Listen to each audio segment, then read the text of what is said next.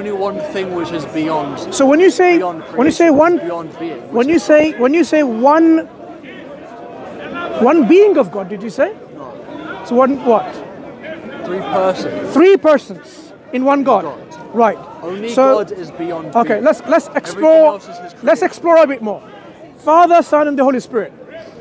One person. That's 3 persons and one God. So that means when they're collectively together, the collective is called one God. So far we follow? Yeah. Let's talk about individually. The Father, can we call him God? Yes. No. You defined God being the collective.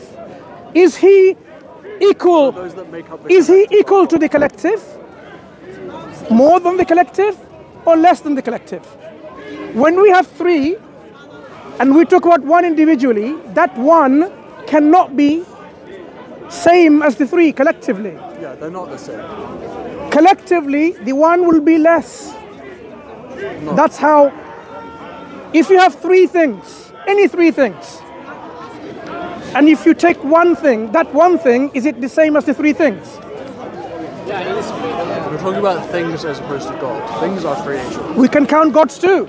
If you have the 3 persons, when you have 3 persons together makes one God, one person individually cannot make that one God.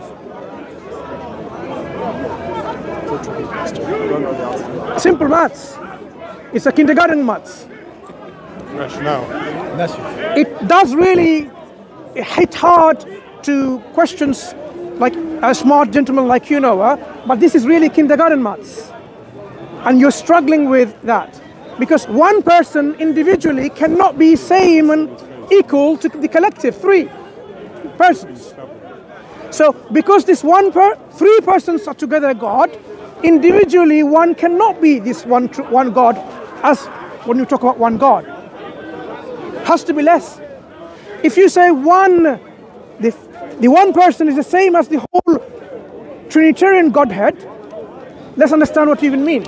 The Father is the same as the Trinity. Is he? No, only if you engage on the subject that we are discussing. Is the Father, on that issue, yes, is the Father equal to the Trinity? Is your mom equal to your father? No, the question I ask is the question you should respond. Before you go into it. Or can your mom only? The question, I'll tell you why your question is not really doing justice. I'm not talking about is the Father equal to the Son here. I'm talking about the collective, which is the Trinity. Is the Father equal to the Trinity? Yeah, it's equal. Do you agree with him? He's getting you to do human maths for God maths. No, it's no, a different no. kind of maths. Well, isn't he saying that there's one essence, but 3 personas of one essence? Yeah. So why are you dividing them into 3? There's 3 personas, Father, Son, and Holy Spirit, but only one essence. Yeah. How many gods are there? there? To make a diagram, there's one. Yeah, yeah. We're not dividing the essence here. They're 3 personas. You, I'm guessing, are a father. I'm guessing you're a son, and I'm guessing you're a man. These are 3 different, personas of you, but you're one person. Yeah. So keep that there. What you're describing is a heretical belief in the early church history called modalism, Sabellianism, when they thought God is actually one person and he manifests himself sometimes as a father, sometimes as a son, sometimes as the Holy Spirit. It's like having 3 different masks on of the same person. I didn't say anything about manifestation. This the example that this gentleman is quoting. It's not an orthodox belief system, it's a heresy which the church rejects, because there are 3 persons within the Trinitarian concept of God, not one person. What you're describing is one person but acts in different ways sometimes. So here, even here, it's the same thing. Look, I demonstrated this with my 3 fingers. Look, I demonstrated with my 3 fingers. No different than that. Look, 3 fingers. Father, Son, and Holy Spirit. Individually, the Father is not the Trinity. Do you see the problem? But you understand what other matter. The Father has the same essence of the Son and the Holy Spirit. He is God. It's accepted if they are equal. The Father, if he is God, if the Son is God and the Holy Spirit is God, there cannot be just one God. That's an input. That's a limitation that you're imposing. So if you add a daughter now on this, okay, 4.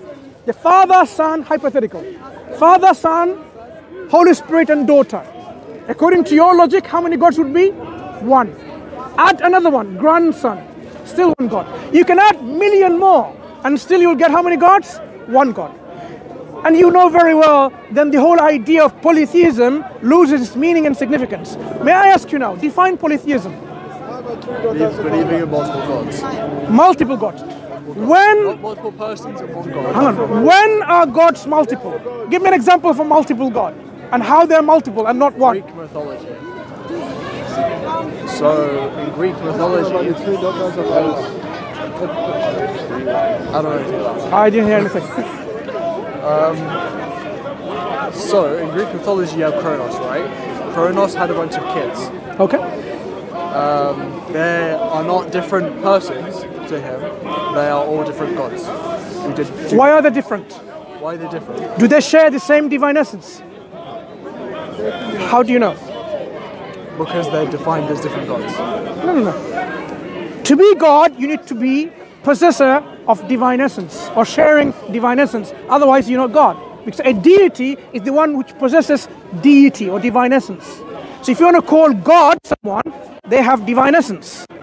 So any being that has called... If you were to ask a nation Greek, they would not say, oh, we believe in different persons of 1 God. Let's understand something. When it's about persons, divine essence makes someone divine. So we call them deity. So why are they more deities and not 1 deity? Because individually, say Apollo and Diana and Isis, individually they are person because they are different than each other. Personhood distinguishes you from someone else. Me as a human being and you as a human being, my distinction is I am a person different than you. That's the distinction. Apollo, Diana, Isis, Venus, you add whatever you want. They're distinctively different because of their personhood. And yet, you want to call them different gods, and in your Trinitarian belief system, you want to call them 1 God. Why is this inconsistency?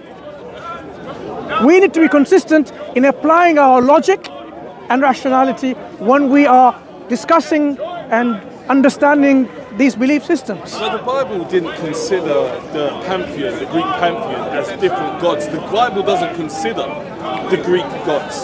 So why would you ask him this question? He's speaking from a biblical perspective. Why would you ask him? The Bible doesn't talk about God is 3 in 1. Why do you believe in it?